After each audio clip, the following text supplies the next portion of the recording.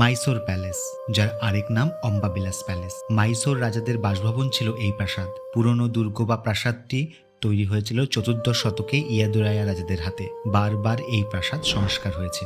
শেষ পর্যন্ত এই প্রাসাদ আসে ওয়েদেয়ার রাজাদের হাতে। পুরনো প্রাসাদটি ছিল কাঠের তৈরি।